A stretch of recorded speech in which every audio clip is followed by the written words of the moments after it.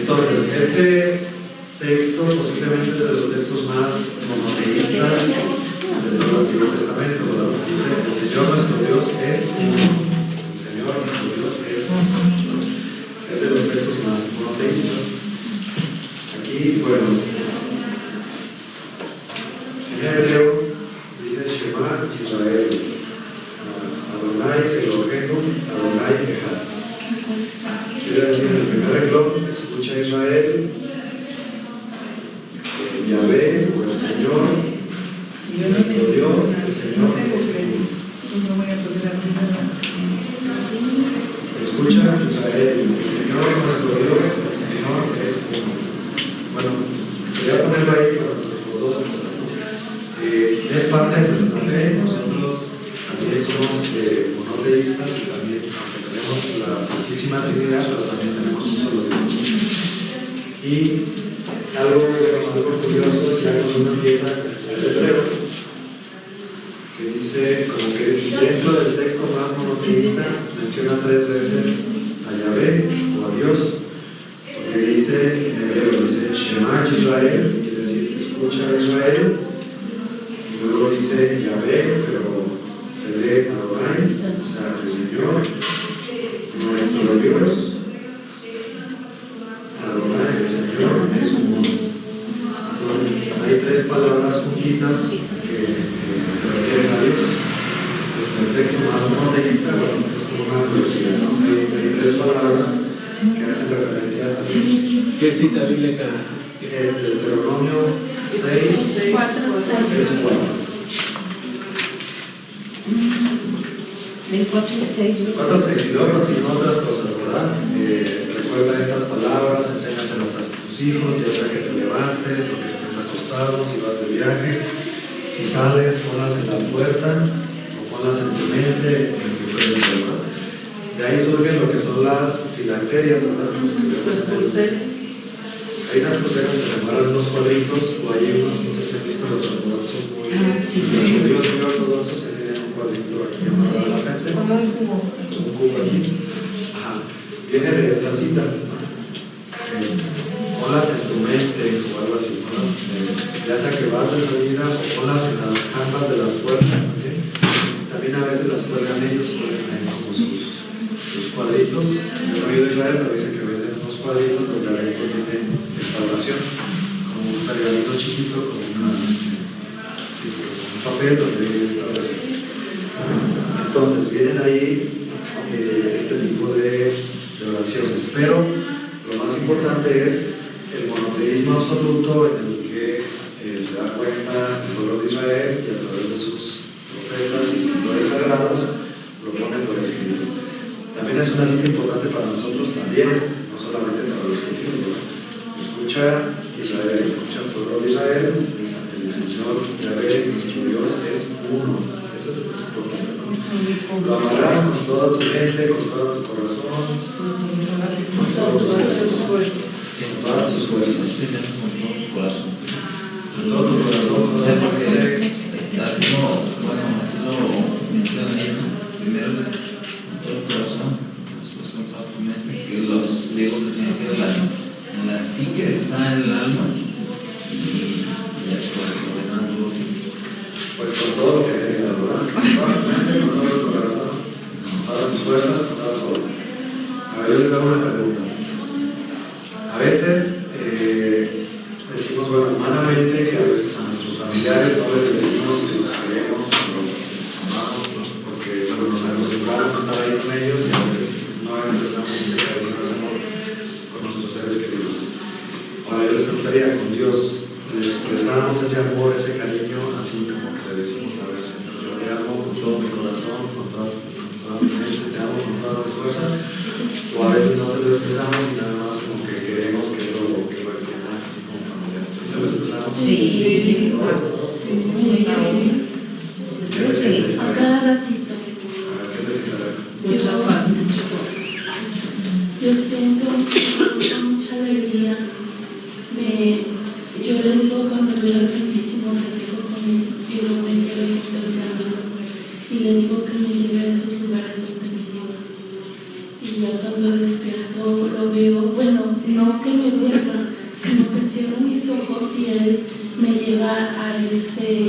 a ese silencio profundo, y cuando yo abro mis ojos lo veo y me da mucha alegría, lo veo con una luz diferente a como llegó. Le dices tú, Si todo el día le digo yo te amo, la noche, bueno, todo el tiempo estoy hablando con él, todo el tiempo. todos. Yo sí. Yo desde que abro Pero sí los se ojos. duerme, o sea, es que Las de primero no. ¿cómo le llaman? Es un éxtasis Sí. que de una meditación espiritual muy profunda no quiere decir que tenga uno que tener los ojos cerrados. Ajá. De hecho, lo dice el doctor Ricardo Que lo ve, Castillo, que lo ve. que sí.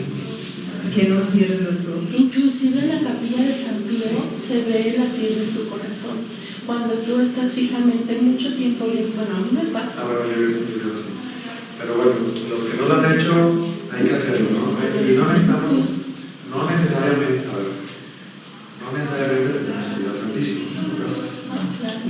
O sea, claro que es muy bonito cuando vamos y estamos en adoración, pero también en nuestra recámara, en nuestra casa, también lo podemos expresar cuando lo amamos. En el camino. Si no lo hemos hecho o si no lo hacemos tan seguido, yo creo que esta semana vamos a intentarlo, ¿verdad? Así como que decirle o expresarle: Señor, yo te amo con todo mi corazón, con todas mis fuerzas, yo te amo, ¿no? Porque a veces como que lo asumimos o que pensamos que Él lo sabe, como nuestra familia, ¿verdad? Y no lo expresamos, pero yo creo que es importante también expresarlo. Sí, hacer eso todo. Cuando despierto, que entra el sol por mi ventana y oigo el cantar de los pajaritos, siento que es Dios que me dice que me ama. Y yo le digo: sí, Señor, yo también te amo.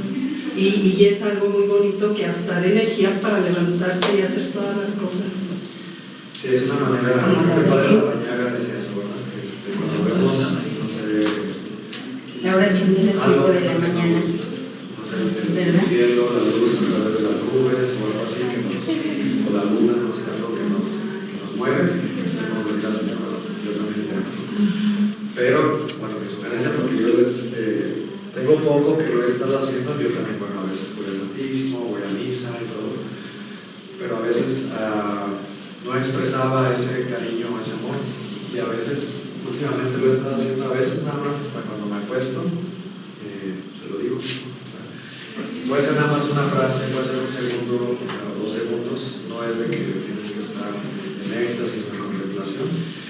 Y la verdad es que uno se siente muy bien cuando uno se lo dice, ¿no? Porque me imagino que él también siente, que pues está deseoso de que nosotros también experimentemos su amor, que nosotros respondamos a ese amor que él nos tiene, pero que a veces nosotros pues, no respondemos o no se lo decimos, o a lo mejor sí tratamos de responderle con actos, pero a veces no se lo decimos. Entonces buscar esos momentos especiales y decirle: sí, Señor, yo te amo con todo mi corazón, con toda mi mente, con todas mis fuerzas. Lo más recomendable es que cuando abramos los ojos, en ese momento, es decir: Señor, yo te amo, te entrego mi vida, mi corazón, y pues hágase. O sea, como que estamos consagrando ya todo el día, y en momentos. Y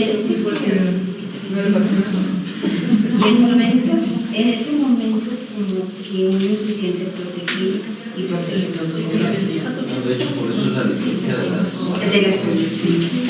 Yo todos los días en la Techuvá, por ejemplo, el Salmo 51 de la Biblia, ese salmo muy bonito para pedirle perdón a Dios todos los días.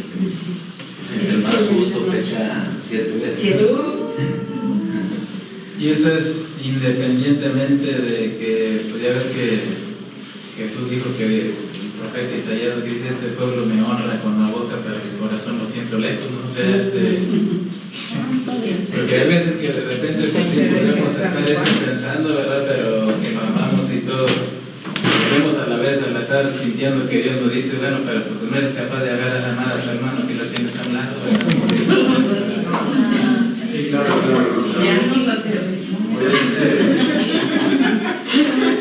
Obviamente nosotros los católicos creemos que la salvación viene tanto de la fe como de las obras. Va de la mano, las dos son importantes, tanto la fe como las obras. Pero aquí el punto era nada más como decirlo o expresarlo, ¿no? Y a lo mejor puede ser con el puro pensamiento. Obviamente que nuestra fe tiene que ir acompañada de las obras. La carta de Santiago lo ver si tenemos las obras. A veces tenemos las obras, pero no se lo decimos.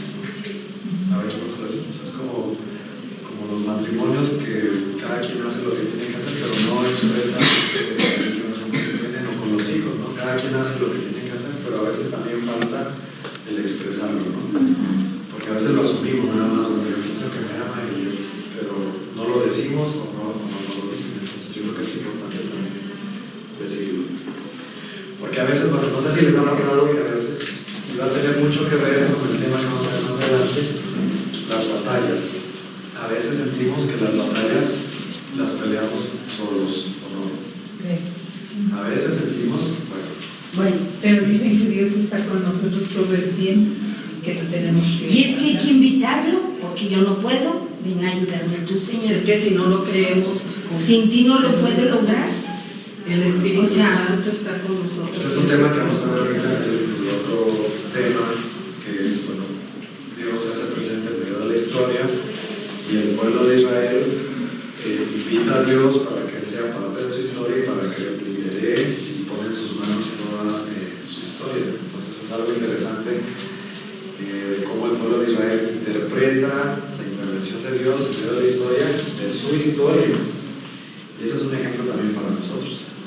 Si nosotros creemos que Dios se manifiesta en nuestra historia, o a veces sentimos, bueno, en ciertas situaciones, cuando los problemas son muy graves, pues a veces uno siente que uno está solo, todos flaqueamos, nos falta la fe, o a veces empezamos a dar el combate, a dar la lucha nosotros solos, o nos sentimos como abandonados, o nos sentimos que nosotros estamos luchando solos, o no, que no debería ser, ¿no? Pero a veces sí es tan fuerte la lucha que hay batallas que uno piensa que Dios está muy distante. A veces uno piensa, no que no pierda la fe, pero a veces uno piensa que Dios está muy distante, que no está luchando por las batallas. Se debilita la esperanza. Se debilita la esperanza. Bueno, en la diapositiva hay otras, creo que introduje algunas otras diapositivas. Sí. Por ejemplo, dice el objetivo del autor. Dice, tomando como base algunos materiales recibidos, otros que editó o creó el autor de la propia obra. Influenciado por la deportación y destrucción de Jerusalén, intenta dar una mirada al pasado para tratar de entender qué fue lo que sucedió. Eso lo vimos la semana pasada, ¿verdad? Entonces, cuando el autor deuteronomista pone por escrito, aunque si bien es cierto que tenía algunos otros materiales antiguos, él recopila, edita esos materiales, también él cuando lo pone por escrito, él ya está en el destierro en Samaria. Él no se lo deportaron, pero él ya vivió la deportación. Entonces, pues a la luz de esos acontecimientos, él reinterpreta la historia y da una respuesta de lo que Dios quiere decirle a su pueblo en esas circunstancias. Él tiene muy fresco, muy reciente la deportación. Entonces son como que varios puntos que nos van dando la clave de interpretación de toda esta obra.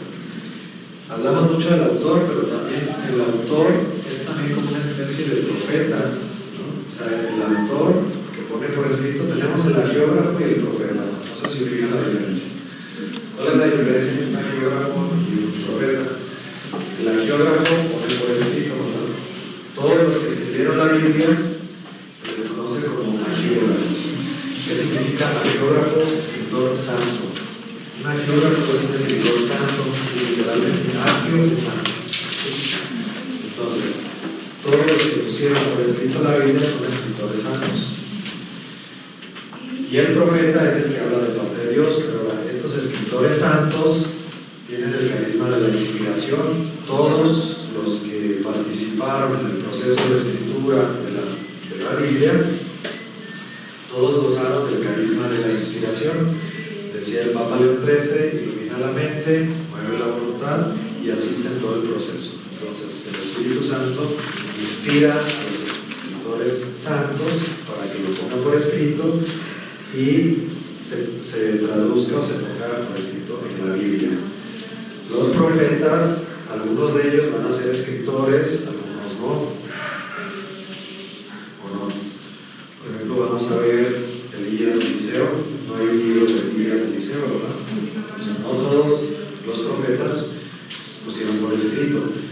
carisma de la profecía es más bien anunciar, hablar. Algunos de ellos, tenían los dos, algunos de ellos anunciaban y hablaban y después ponían por escrito, ¿no? Como el profeta Amós, que va del reino del sur al reino del norte, profetiza, y años más tarde lo ponen por escrito. Pero algunos nada más hablan y algunos nada más escriben. Pues hay una relación, que al final de cuentas también el profeta está inspirado, está movido por el Espíritu Santo.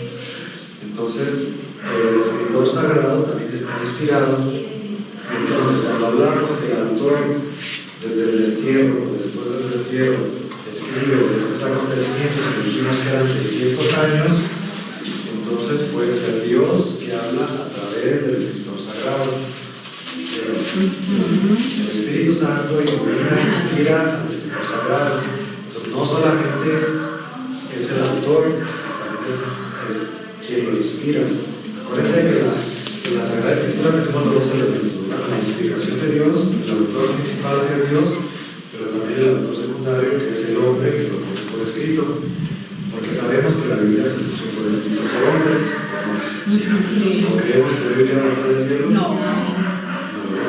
Pero sí fue inspirada por Dios. Sí. Entonces, en ese proceso de inspiración escogió hombres santos, hombres dedicados, escogidos por Dios para que pusieran por escrito. Dice la Biblia, todo y solo lo que Dios quería que se pusiera por escrito. Entonces, cuando vemos aquí este proceso de escritura y cuándo se escribió, etcétera, pues es para comprender un poquito la parte humana del escritor.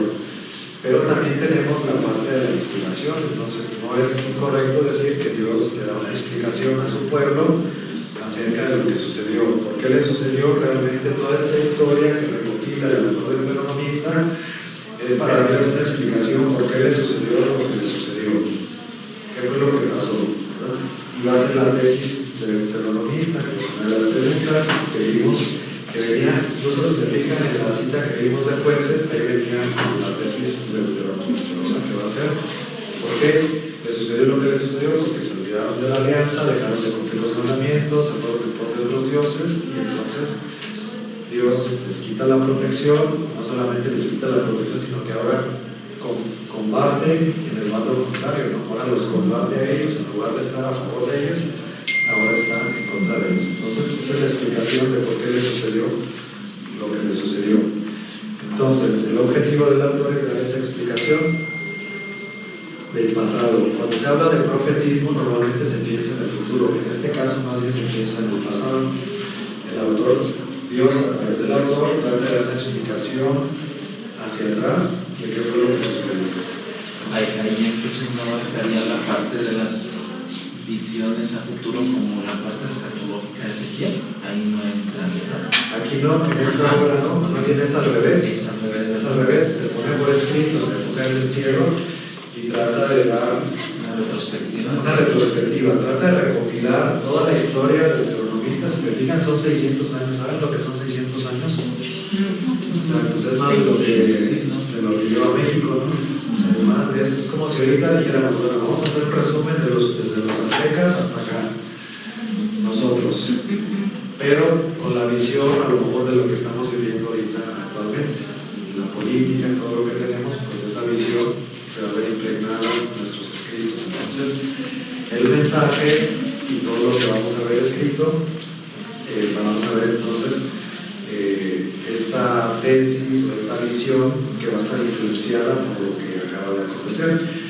Es como los autores del Nuevo Testamento, su visión y sus escritos, los escritores del Evangelio, que es lo que marca todos los escritos, la resurrección. Claro que son cristianos, claro que escriben a la luz de la resurrección. No pueden dejar eso y decir que yo nada más soy un historiador y nada más voy a escribir lo que pasó. No, eran cristianos. Hay escritos que son profesiones de fe de lo que ellos creían, de lo que la comunidad creía, a la luz de la resurrección. Entonces aquí todavía no estamos en esa época, no estamos hablando de la resurrección, pero a la luz, digamos aquí, a la luz de la deportación, que es un acontecimiento negativo, pero que dentro de ese hecho negativo también hay algo de esperanza. El autor, habíamos visto varios autores, ¿verdad?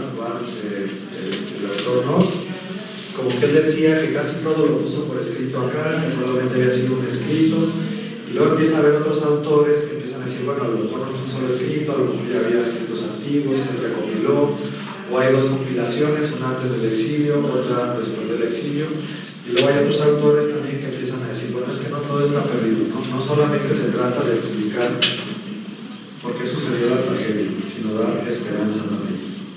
Y entonces dentro de esos textos también va a haber alguna invitación a la conversión, sobre todo a decir que los acontecimientos o la bendición y la maldición están condicionados a que se cumplan los mandamientos o no se cumplan los mandamientos. Entonces, así como fue en el pasado que les fue muy mal porque no cumplieron los mandamientos, pero la invitación es que si los cumplen ellos o en ese momento se convierten y cumplen los mandamientos, pues entonces todo se puede revertir, ¿no? Siempre hay un momento de conversión, siempre hay una invitación a la conversión y siempre hay esa esperanza, ¿no? Porque si no todo sería nada más. Pues bueno, estos autores matizan un poquito la tesis de Noll, diciendo, bueno, sí invita a la conversión, sí hay textos de esperanza y en donde no todo está perdido, sino que así como ellos tuvieron la oportunidad de cumplir los mandamientos y no lo hicieron, pero la libertad también está puesta delante de nosotros. Y no sé si leyeron ese texto, les dejé de tarea que era el capítulo 28 de Deuteronomio. A mí me traumó, sí, porque yo lo oí con esta, ¿cómo se llama? La reina de no sé qué. Ese es horrible, todo negativo, pero no, pero esa no es la Biblia católica. Yo oí, la escuché las dos. Pero empieza positivo. Porque como estaban hablando, yo dije, es que en la segunda, ¿me dejan hablar o no me dejan? No, ay, no es cierto. A ver, ¿quién escucha? ¿Qué decía el capítulo 28? Que dio bendiciones y maldiciones. Sí. Dependiendo del actuar de cada uno. Sí. Que si tú ibas bien, se te iban a abrir todas las puertas y se te iba a dar en todos tus negocios, en todo te iba a ir bien. Pero si actúas mal, pues te va a ir mal en la vida también. Ok, ese ir mal, ¿qué era? ¿Qué les iba a pasar? Pues ahí hablaba de maldiciones, de las... Se presentan los dos caminos, ¿no? No, y de que sí, no se los acababan comiendo. desde sus negocios, desde tierra, sus familias, o sea, los iba a maldecir por ponerse mujer, porque adoraron a otros dioses. Sí, que los iban a llevar ahí y les iba a pasar todo eso.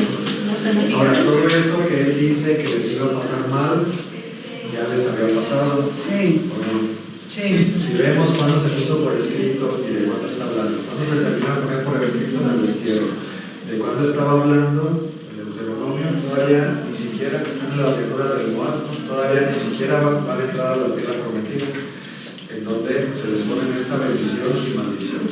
Entonces nada más es como ubicar que cuando se puso por escrito ya les había sucedido todo eso malo que dice que va a suceder, les sucedió, o sea, ya les había sucedido. Pues más bien les está dando la explicación de lo que podía suceder o lo que no podía suceder.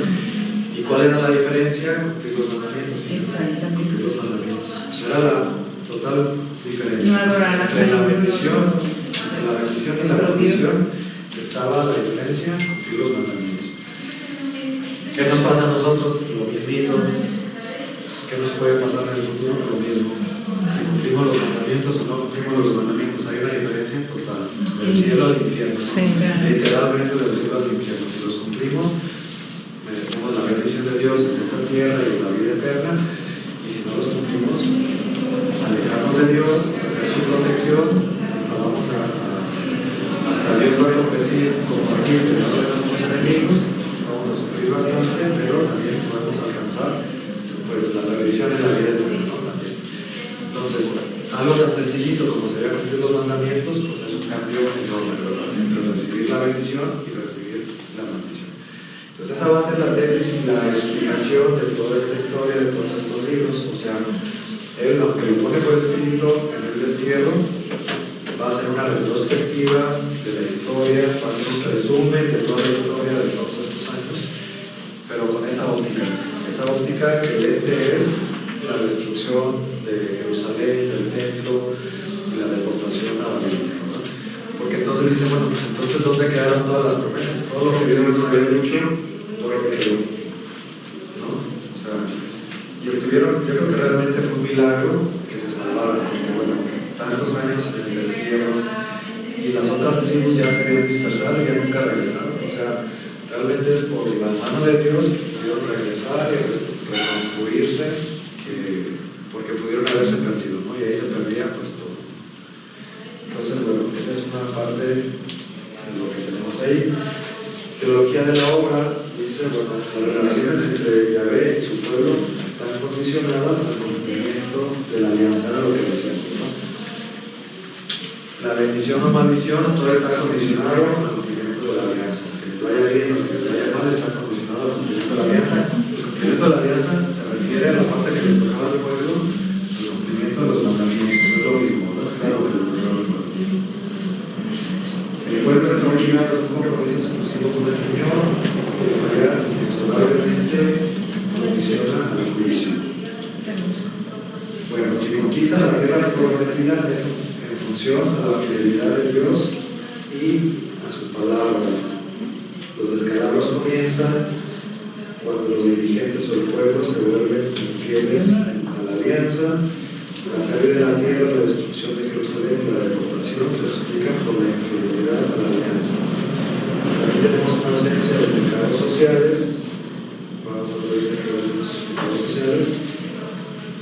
Y la exclusividad de Yahvé prohíbe cualquier tipo de idolatría. La exclusividad del santuario, aunque no lo menciona, se trata del templo de Jerusalén y reduce la culpa al ámbito religioso cultural. Bueno, tenemos otra historia paralela que corre, que es la historia del cronista, que es diferente, y también tenemos a los profetas que van a vivir en todo este tiempo, especialmente en el siglo VIII y VII. Y esos profetas, como los profetas del norte, del sur, Jeremías, Amós, todos los profetas de esa época, denunciaban mucho el pecado social, y una de las características de la obra del deuteronomista es que casi no menciona el pecado social. ¿Cuál es el pecado social?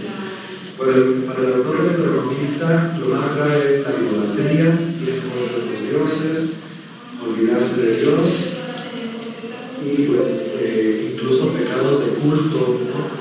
Él va a mencionar, por ejemplo,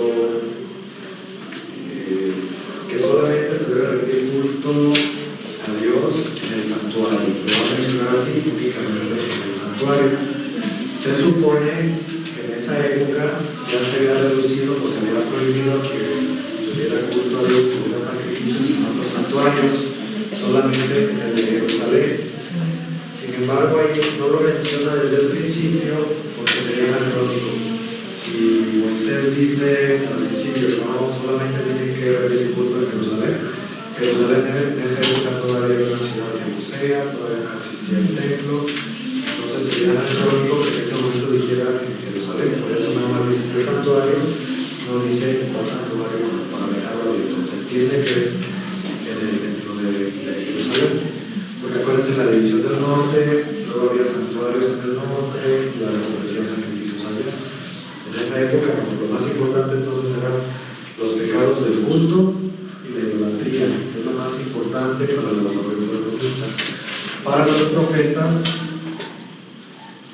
hay muchas denuncias de muchos pecados sociales, las injusticias, la opresión, olvidarse de los más desprotegidos, de los más necesitados, los pecados de la gente que tiene mucho dinero que oprime a la gente que no tiene dinero, dice el profeta Amós, me venden hasta corruptables sandalias, etc., ¿no? Entonces, todos esos pecados estructurales, sociales, la ley sí estaba que vieran por la viuda y el huérfano, que en esa época la viuda y el huérfano eran los más vulnerables de esa época. Nos enteramos ahorita, ¿quiénes son los más vulnerables ahorita?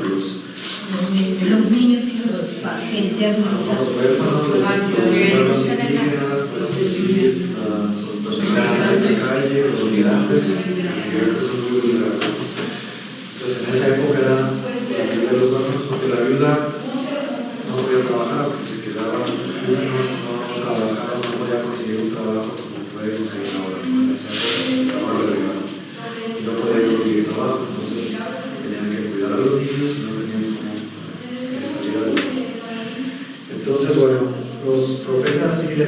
mucho este tipo de pecados sociales, también critican mucho también el culto vacío, también la idolatría, pero también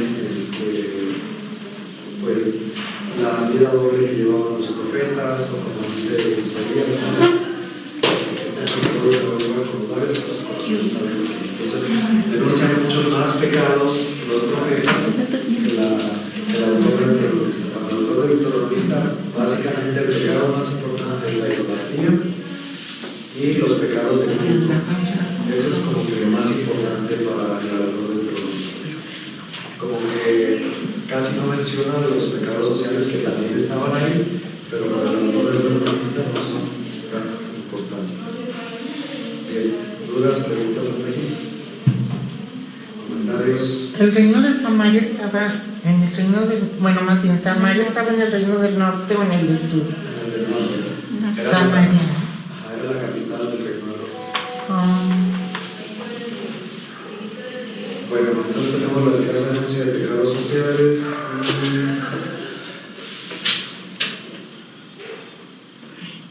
Bueno, creo que hasta ahí terminaríamos entonces con la historia del Deuteronomista y comenzaríamos entonces un poquito con la historia de Josué.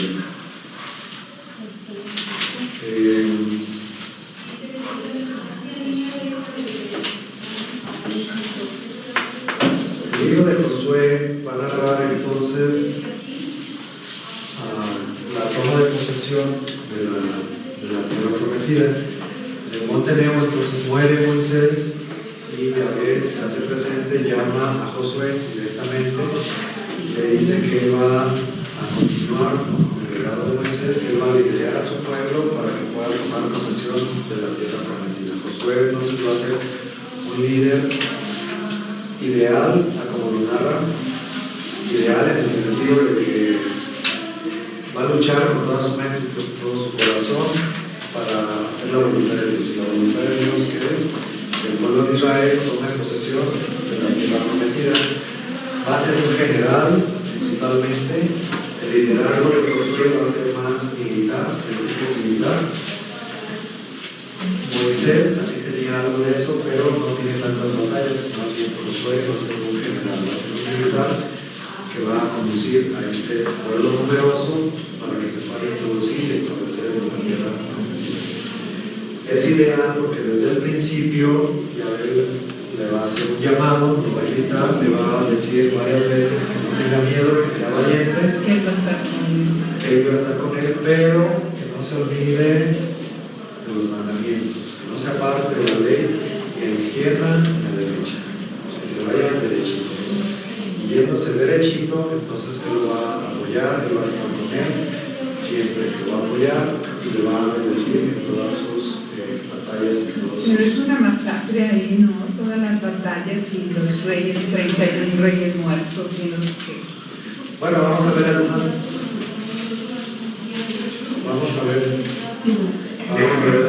batallas y vamos a entender. Les dije hace rato que no exterminaron a todos los enemigos, ¿verdad? Es así que todavía están ahí. Ah, sí, sí, sí, se sigue peleando. Esos son sus nombres. Yo me perdí, o sea, sí me captó, pero sí, me hice bola. Y si me descuido un poquito, no, pues ya me hablaban y ya. Aparte está largo. 2 horas. Sí. 2 horas todavía. No, 2 horas, como 2 Con el horas audio. 30, 2 horas de Josué, ha de ser. Sí, Bueno, el chiste es ir viendo las claves de interpretación para ver qué vamos a querer. Cuando hay gente que no sabe nada de Biblia, se pone a leer, sí se pierde las batallas, las guerras y ahí como que le para, ¿verdad? Pero para eso es esta clase o son estas clases, ¿verdad? Para ver la clave de interpretación y qué es lo más importante. Tenemos que ver entonces que algunas batallas, como desde el punto de vista simbólico, bueno, vamos a tener algunas batallas que son fulminantes, que llegan, matan a todo el mundo, arrasan, y hay una expresión, ¿no?, de pasar espada a todos los hombres. En teoría, pues, supuestamente mataban a todos los hombres, supuestamente, ¿verdad? Si lo tomamos literal, pues sí deberíamos de creer que todos los hombres que los mataban. Si hubiera sido así, pues a lo mejor no existirían ya esos pueblos. Sin embargo, vamos a ver otras batallas, por ejemplo, que hacen un pacto, que llegan y hacen un pacto. También ya vimos, aunque el autor aparentemente dice así como que fulminantemente iban y destruían y destruían y destruían, iban así como que avanzando imparablemente. Después, incluso desde el mismo capítulo 1 de Josué, dice que tuvieron algunas dificultades, o sea, no fue tan así, y ni siquiera a lo largo del tiempo pudieron controlar todas las regiones, o sea, fueron asentándose en algunas ciudades, mezclándose en otras ni pudieron entrar, en otras no pudieron entrar. Entonces, y ya les dije que no necesariamente fue de un jalón. Pudieron haber pasado varios años, decenios o siglos para que pudieran ellos aceptarse. Entonces, eso de que arrasaron a todos, ¿por qué nos dicen, bueno, cómo puede ser? O el mismo Dios les dice, no, mátenlos a todos los hombres. ¿Cómo Dios puede ser tan sanguinario? Puede ser tan sanguinario, tan cruel para matar a todos los hombres, ¿no? Pero bueno, hay que entender lo que no necesariamente es literal. Y necesariamente fue así en la historia. Ahora podemos remontarnos que pudiera haber algunas batallas, algunas guerras tribales que sí lo pudieran, o guerras muy pequeñas que sí lo pudieran haber hecho así, es posible que sí, pero que no necesariamente esto, sino que es posiblemente para resaltar que la victoria fue total, ¿no? Que llegaron, que pasaron y la victoria fue total. Entonces hay que ir entendiendo todas estas victorias y luego cómo empieza a haber desobediencia, rebelías, pecados, como el pecado de Acán, que toman el anatema, algo que no debería haber tomado, el anatema, ¿verdad? Como el botín de guerra, debería ser consagrado a Dios, y si él se lo quedaba, pues entonces él se lo estaba robando a Dios, y entonces ese era un pecado grave, y entonces empiezan a ver que ya la siguiente batalla ya no los van a ver, pues antes. Porque mintió y robó y enterró y todo lo que hizo. Entonces, bueno, también yo los invito a que cuando lo lean, lo escuchen, véanse ustedes reflejados también en sus propias batallas. Lo bonito de la Biblia no solamente es una historia que sucedió hace 2000, 3000 años, sino que es un reflejo, es un espejo de lo que es nuestra lucha espiritual también. Y entonces nos está confirmando Dios que el camino es cumplir los mandamientos, nos está confirmando Dios que no nos tenemos que apartar ni a la izquierda ni a la derecha, que cuando vamos derechitos Dios nos bendice y pelea con nosotros todas nuestras batallas, que si nosotros nos vamos a un lado o a otro, o nos vamos a través de otros dioses, o no nos vamos por el camino que Dios quiere que vayamos, podemos perder su protección. No es que nos deja de amar ni dejamos de ser hijos de Él, pero todo se complica, ¿no? Todo se complica y entonces empezamos como a luchar solos o empezamos a luchar también contra Dios. Entonces es importante ver qué papel juega Dios en nuestras batallas. Yo creo que esa es la clave de reflexión personal de ustedes. Cuando lo lean, a ver, yo cuando tengo unas batallas, pregúntense cuáles han sido sus batallas más difíciles en su vida. Una enfermedad, una crisis económica, un problema muy complicado en la familia. ¿Cuáles han sido sus problemas, sus batallas? Y entonces ese va a ser el pueblo de Jericó, el pueblo de Ai, y entonces, a ver, Dios está luchando conmigo, Dios está luchando contra mí. Una de las características del pueblo de Israel es que él reconoce, yo creo que la cosa más importante, bueno, hay dos características del pueblo de Israel en medio de todos los pueblos. Una era su monoteísmo, como vimos en el Shema Israel, aunque no era único y exclusivo, ya después buscando la historia, sí hay otros pueblos, incluso el Egipto, un faraón que era monoteísta, ¿verdad? Pero otra de las características importantes del pueblo de Israel es que él reinterpreta la historia o interpreta la historia y descubre a Dios en la historia. No es un Dios lejano, no es un Dios ausente, es un Dios que se hace presente en la historia del pueblo de Israel, pero que también se hace presente en tu historia. Entonces, nuestra fe también depende de si reconocemos a Dios que interviene en nuestra historia o creemos que es un Dios ausente. está ajeno, que está lejano, que está ocupado en otros asuntos. Entonces, una de las características es entender, o el pueblo de Israel se da cuenta que Dios está presente en sus luchas, en sus batallas, y esa es la invitación para nosotros. Si nosotros reconocemos y nos damos cuenta que Dios está presente en nuestras luchas y en nuestras batallas, si Dios está luchando de nuestro lado, si está a nuestro favor, o si está un poquito alejado, ¿no? Entonces, esa es la fe, y eso es lo más importante, ¿no? El reconocer que Dios nos ama y que no nos deja solo en medio de nuestras batallas. Si tenemos fe, si no tenemos fe, nos vamos con nuestras propias fuerzas y luchamos solos, ¿no? O sentimos que estamos dando la lucha con la batalla solos. Pero eso es lo bonito de la palabra de Dios, que nos podemos ver reflejado, ¿no? Dice Israel a su nombre, y entonces ustedes, más que ver si exterminaron a todos, si no los mataron, si les cortaron la cabeza, si no les cortaron la cabeza, hagan una analogía, y esa batalla contra esa ciudad, tú ponte luchando una de tus batallas más difíciles en tu vida, y cómo fue que la enfrentaste. Porque también a lo largo de nuestra historia, no todo el tiempo hemos estado muy cerca de Dios, ¿o sí? No. Pues hemos tenido etapas más cerca y otras más alejados, ¿no? Y cómo ha sido luchar nuestras batallas cuando estamos alejados de Dios, y cómo ha sido luchar las batallas cuando estamos más cerca de Dios, ¿no? O cuál es la diferencia, o cuál es nuestra fe, o si creemos que Dios está luchando nuestras batallas, o si no creemos en Dios absolutamente. Entonces eso es lo interesante de estos textos, aplicarlo a nuestra propia vida y ver cuál es mi batalla, cuál es la batalla que estoy luchando ahorita en este momento. Pudiera aplicar la idea de que la pérdida de la identidad del pueblo de Israel, o la pérdida de identidad propia, se lleva a cabo cuando estamos lejos de Dios, es decir, cuando estamos al lado del pecado, ¿verdad? Y es cuando no se tiene la convicción, y la convicción para el pueblo de Israel, según el mandato del Señor, es tajante, ¿no? Y ya se ve en el Evangelio cuando Cristo dice: si tu ojo te es ocasión de pecado, arráncalo, ¿no? O sea, a lo mejor es un tanto como lo que dice hacerse violencia a uno mismo para poder. A mí sí me hizo muy sanguinario. Sí, la verdad, no. Sí, pueden ser sanguinarios en los textos, desde el texto cuando lo encuentren, como el sentido teológico, o el mensaje más allá de que puede no haber sido tan literal como dice ahí. No estoy diciendo que no sea histórico, no estoy diciendo que si realmente tomaron posesión de la tierra prometida, que a lo mejor no fue tan cruel ni tan sanguinario, a lo mejor ya les digo, no fue poco a poquito, a lo mejor fue mezclándose con las otras tribus.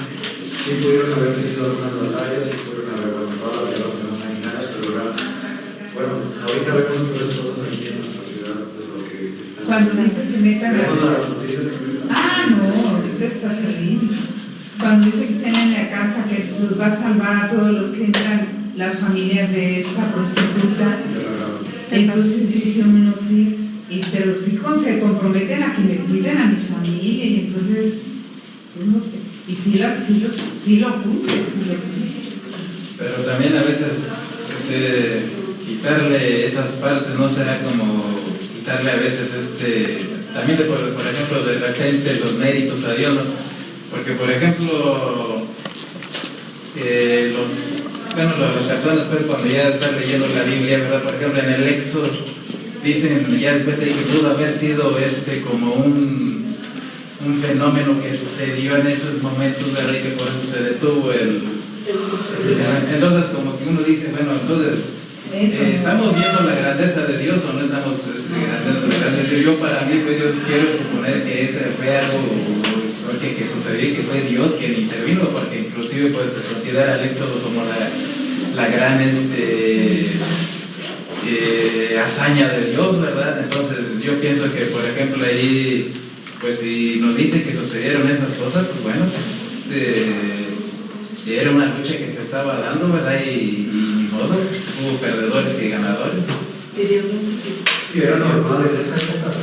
Porque también ahí hay otra, ahorita que se viene, que estamos viendo a Josué, ¿verdad? Cuando se paró el día, ¿verdad? En otra de las batallas, Y entonces, pues ahí dicen los que pudo haber sido un eclipse el que sucedió en esos momentos o algo así parecido. Entonces, como que dicen, no, bueno, pues entonces estamos contra reconociendo y distinguiendo la grandeza de Dios, diciendo que son cosas que pudieron haber sucedido, ¿verdad? Entonces, como que, bueno, al menos a mí como que me ponen en esa disyuntiva, en esa duda de decir, bueno, ¿fueron grandezas que hizo Dios?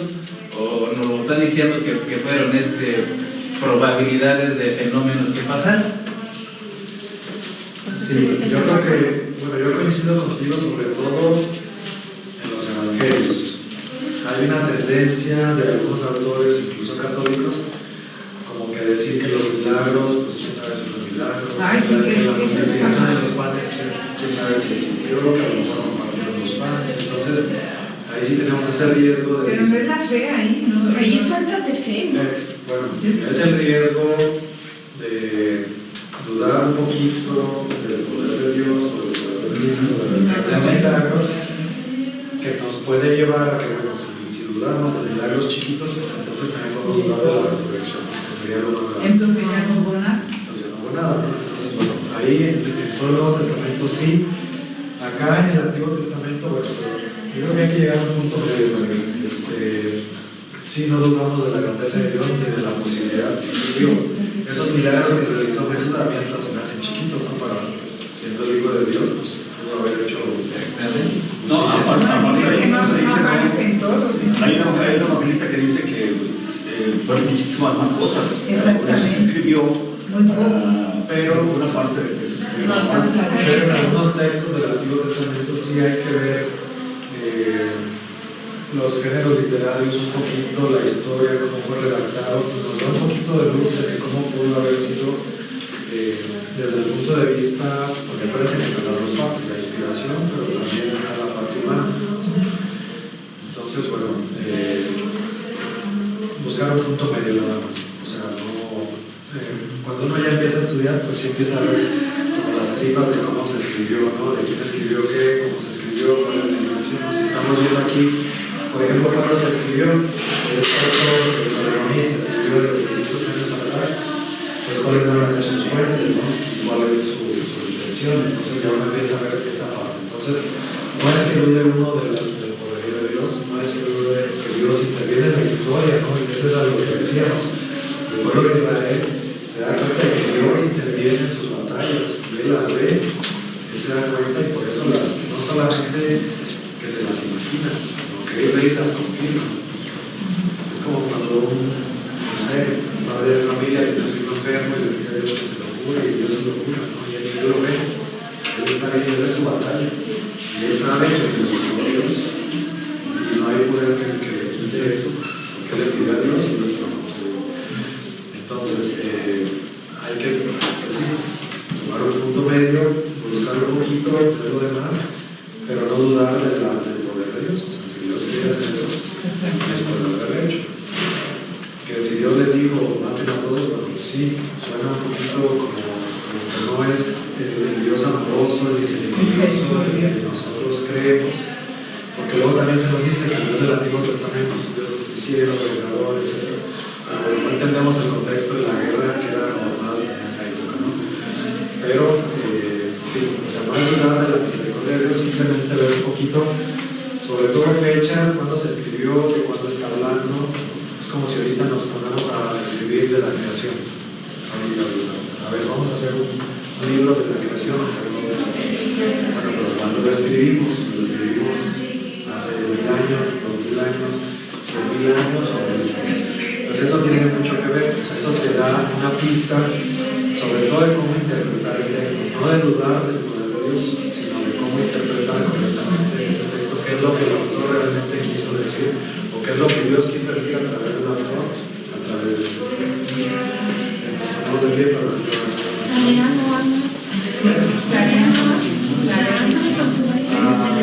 Continúen con el libro de Josué. El cuestionario contesten. Mira, el padre tiene el otro.